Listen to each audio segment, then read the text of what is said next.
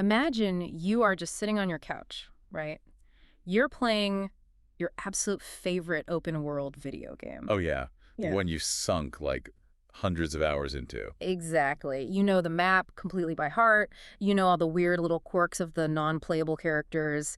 You know exactly how the physics engine is going to react when you drop an item. You're totally comfortable in that world. Right. You are just wandering through this crowded, beautifully rendered virtual street, and suddenly one of those background characters just stops walking. Okay. They turn around, and they look directly at you through the screen. Oh, man.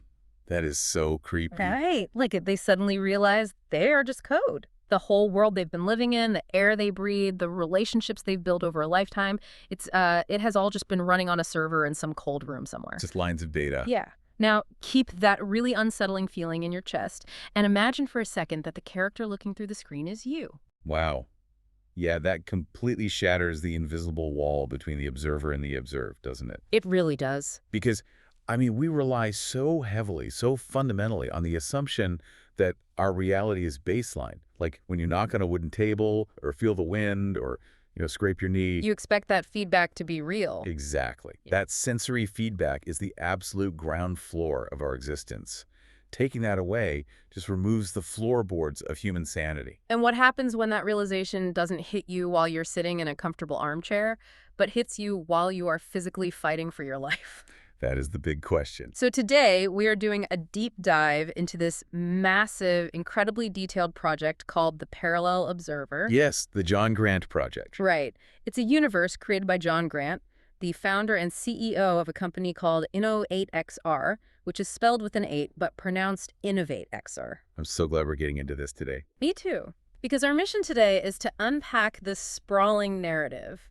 We want to understand what happens to a society when the most extreme, visceral, physical realities collide with this growing suspicion that they are living inside a simulation. It is such a compelling premise. Yeah. Because it completely bypasses the usual late-night dorm room philosophy debates. Totally. It doesn't just ask, hey, what if the universe is a hologram? Well, everyone is safe and sound and eating pizza. Right, the stakes are way higher. The source material takes simulation theory and violently smashes it into basic, gritty human survival. It really forces us to examine how a shift in our perception of reality changes how we handle natural disasters. How we process joy. Yes, and ultimately how we govern ourselves. And that collision starts with something so physically undeniable that you literally cannot ignore it. A brutal, record-breaking heat wave. The Tucson heat wave. Yeah. In the dispatches from the Parallel Observer, specifically the one called Heatwave Chronicles, we get this harrowing look at Tucson, Arizona. Now, Tucson is a city built in the desert. They know heat. They're used to it. But the conditions described here are entirely different. We are talking about a physical environment that has become actively hostile to human life. Yeah, it's terrifying. Like asphalt melting the soles of your shoes. The air feeling so heavy and scorching that drawing a breath literally burns your lungs. Precisely. And, the immediate human reaction to that level of environmental hostility is deeply physical. Survival mode. Exactly. The power grids are buckling under the strain of millions of air conditioners. Water is becoming incredibly scarce. The primary objective just shrinks down to pure mammalian survival. But the residents don't turn on each other. Like, it's not some post-apocalyptic movie where everyone is fighting over water. Right, it's the opposite. The sources detail this remarkable community resilience. You have people risking heat stroke just to go check on their elderly neighbors. Yeah, they're sharing whatever ice and generator power they have left. They're essentially forming human chains to keep each other alive as the temperatures just keep climbing. Which is a beautiful, inspiring display of human empathy. I mean, it really is. It is. But here is where the narrative introduces that profound friction. And this is detailed in another dispatch called Consciousness in a Simulated Heat Wave. Oh, this one messed with my head. Right alongside this desperate physical survival, an existential crisis is taking root. The residents are beginning to grapple with these anomalies and clues that suggest their world is actually simulated. Right. So picture this scenario. A resident is pouring their last bottle of water over a neighbor's face. They're holding their hand, feeling this deep, agonizing well of empathy for this suffering person. It's a really intense human moment. It is, but simultaneously, a thought creeps into their mind. Is this genuine? Is this deep empathy I am feeling actually real, or is it just a programmed response triggered by some environmental variable? Okay, let's unpack this because this is exactly where my brain starts to short circuit.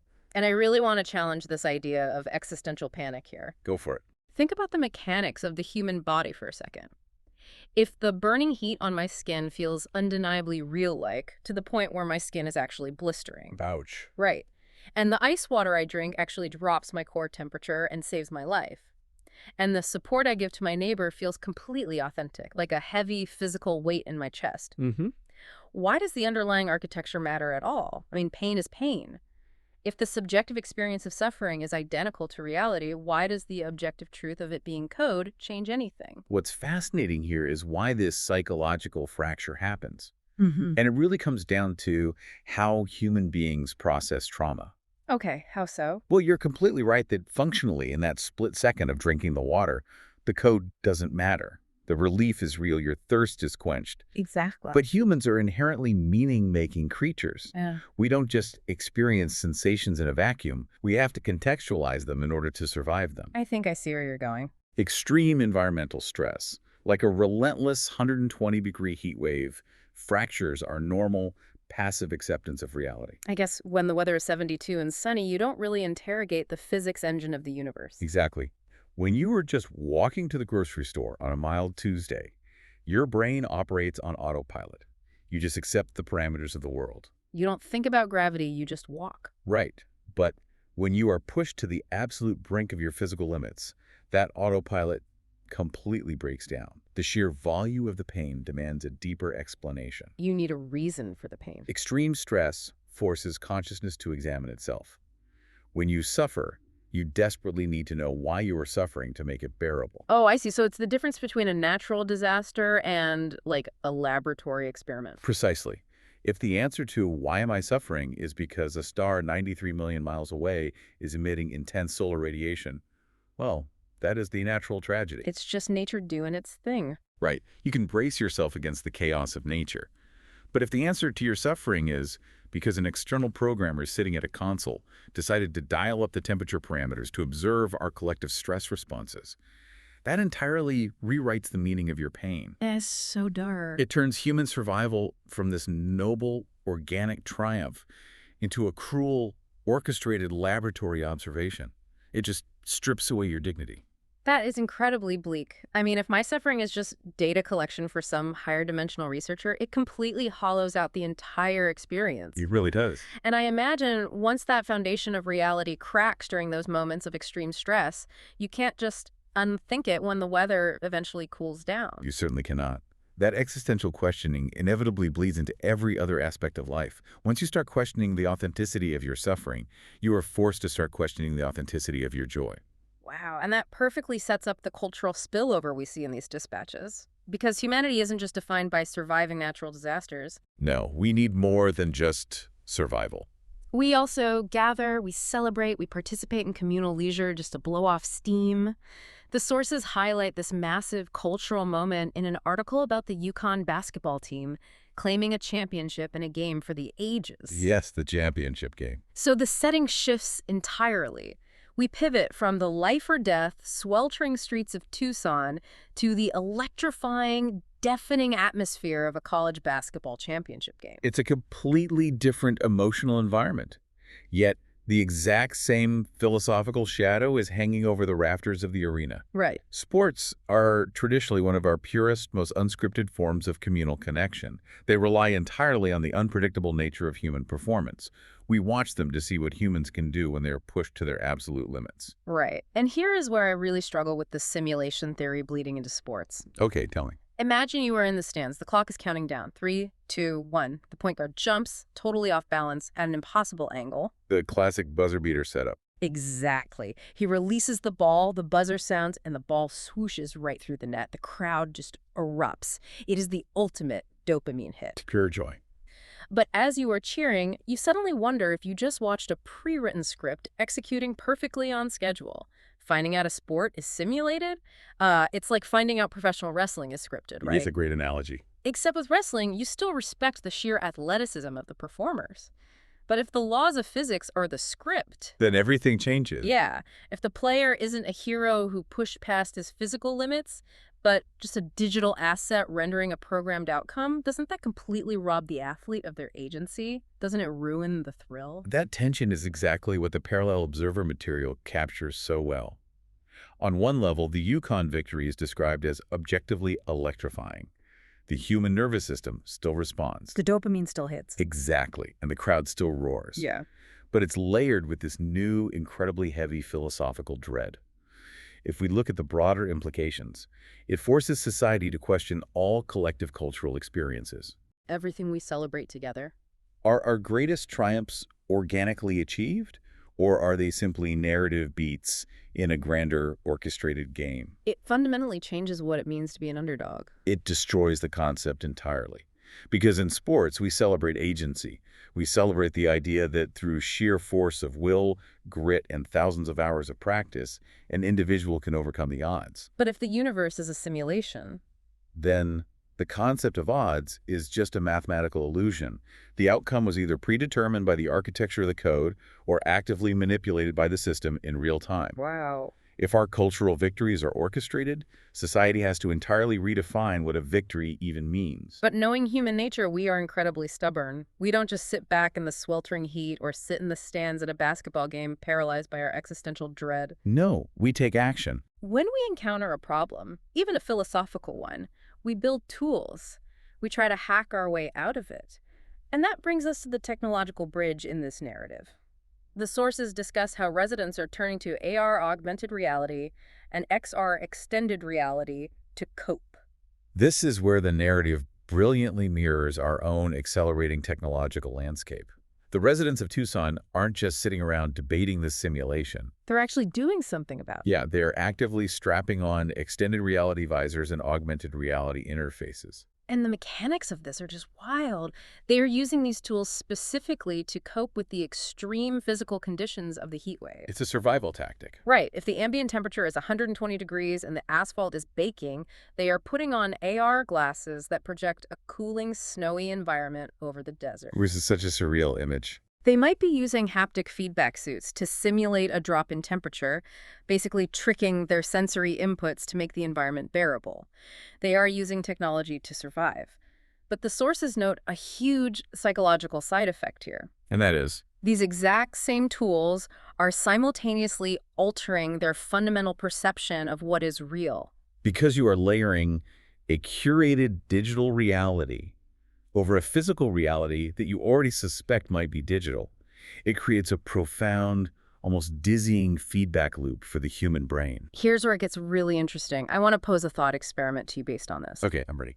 If these residents suspect they are trapped inside a massive, inescapable macro simulation, and they are suffering from simulated heat that they cannot control, are they essentially using AR and XR technology to build their own microsimulation? Oh, that's fascinating. Like, are they just pulling a digital blanket over their heads to hide from the digital storm outside? If we connect this to the bigger picture, your thought experiment hits on the exact psychological mechanism at play here. Technology in this scenario is no longer just a functional tool. It's not just a fancy thermometer. Right, it's not a hammer to drive a nail. It sits at the exact intersection of biological adaptation and psychological coping. But why does a microsimulation offer any comfort if they already know the macro world is fake? It comes down to locus of control. If the grand overarching simulation controls the heat wave, the humans are entirely powerless. They are victims of the system's weather parameters. They have zero say in the temperature. Exactly. But by creating a localized AR or XR environment, humanity is asserting control over its own immediate perception.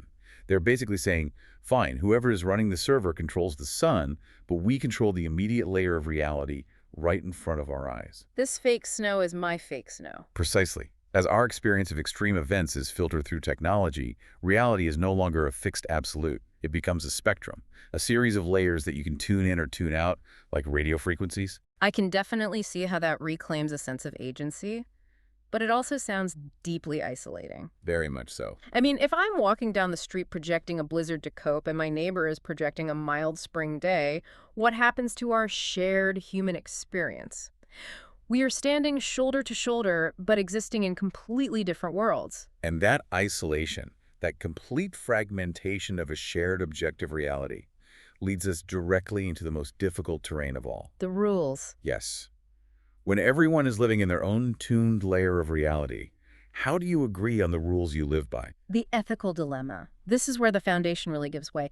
If technology has entirely blurred the lines of what is real, and AR is layering realities on top of realities, the old rules of society just shatter. They don't apply anymore. You cannot use a 20th century legal or moral compass to navigate a layered, simulated universe. Which is the core focus of the incredibly dense analysis in the dispatch titled Navigating Ethics in an Increasingly Simulated Reality. It's a heavy read. It's very heavy. When realities are layered and subjective, finding a suitable ethical framework becomes a monumental struggle. Let's ground this in a specific example because the abstraction can get a little overwhelming. Good idea. Let's imagine a self-driving car in this simulated world. The car's code glitches, it swerves, and it hits a simulated pedestrian. Okay, tragic scenario. In our baseline reality, the ethics are complicated, but they're trackable, right? We investigate the manufacturer, we look at the software developer, we look at the safety driver. There's a chain of accountability. But if the entire world is a simulation, how do you assign blame? Yeah. Was the crash caused by the car's local software? Or was it a rendering glitch in the macro simulation's physics engine? Right. Do you put the simulated programmer in a simulated jail, or do you just shake your fist at the sky and blame the architect of the universe, who actually bears the responsibility? It is a staggering philosophical puzzle. In our traditional legal systems, intent and agency are everything. You are responsible for your actions because you have free will, and your actions have real permanent consequences on other conscious beings. Makes sense. But in a simulated reality, who holds the ultimate moral weight? Is it the individual acting within the simulation? Is it the local society that sets the rules? Or does the moral responsibility bypass all of them entirely, zooming out to land squarely on the architect of the simulation? If I am coded with a baseline temperament that's prone to anger and I hurt someone who is coded to be vulnerable, is that my ethical failing, or is it literally a bug in the software? That's the terrifying part. So what does this all mean? I want to pull this out of the realm of science fiction and connect this directly to you, the person listening to this deep dive right now. Let's bring it home. Think about your own daily life. Think about your scrolling habits, your use of augmented social media filters, the algorithmic digital spaces you spend hours in every single day. The curated realities. Exactly. What responsibilities do you carry as you navigate modern technology?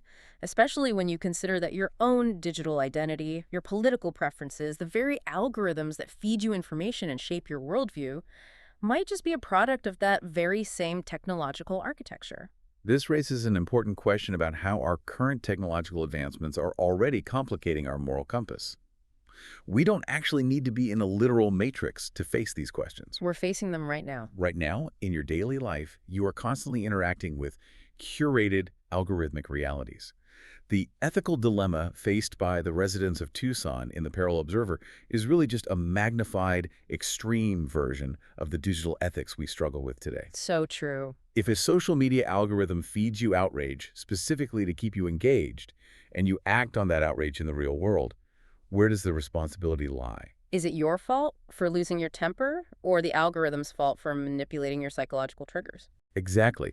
We are already living in a world where the lines between organic human choice and technologically orchestrated behavior are dangerously blurring. It really forces you to evaluate every choice. Like when you buy something or get angry at a post or vote a certain way, are you making an independent decision, or are you just following a highly optimized path of least resistance laid out by some developer in Silicon Valley? Exactly.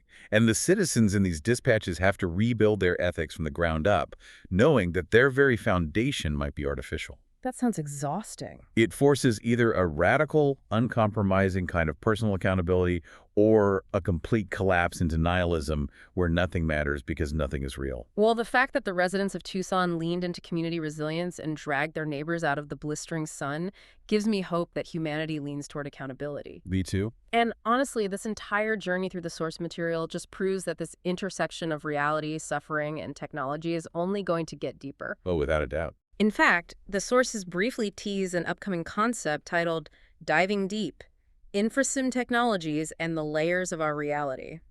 It looks like we are heading straight into the mechanics of nested realities. Like a simulation within a simulation. Yeah, like a cosmic Russian nesting doll of servers, where simulations are running their own simulations. I am incredibly eager to see how the world building expands on those nested layers. But before we wrap up today, I really want to leave you with one final thought to mull over. Oh, I love a final thought. Something that entirely reframes everything we've discussed regarding the extreme heat waves, the dread of being observed, and the fear of programmed responses. Let's hear it. We spent a lot of time today questioning if the realization of a simulation diminishes our humanity. But consider this alternative perspective. Okay. Think back to the residents of Tucson. It was the extreme, suffocating, simulated hardship of the heat wave that successfully triggered their deepest human empathy. It forced them together. It forged their community support and forced a profound connection to one another that mild weather never could. Wow, yeah. If we are living in a layered simulation, is it possible the simulation wasn't designed by a cruel architect to deceive us or torture us like lab rats? Yeah. Is it possible that the simulation was programmed specifically as an empathy engine? Wait, what? A crucible designed to teach us how to be more human? Oh, wow. An empathy engine. That changes the entire perspective from something malicious to something almost sacred. That is a brilliant thought to carry with us. It shifts It everything. really does. Thank you for exploring these massive concepts with me today, and thank you, the listener, for joining us on this deep dive. Next time you are playing your favorite game, or looking through an AR lens, or even just feeling the intense heat of the sun on your face, remember that character looking back through the screen at you. Remember to question your parameters, stay curious, and keep exploring your own reality. See you next time.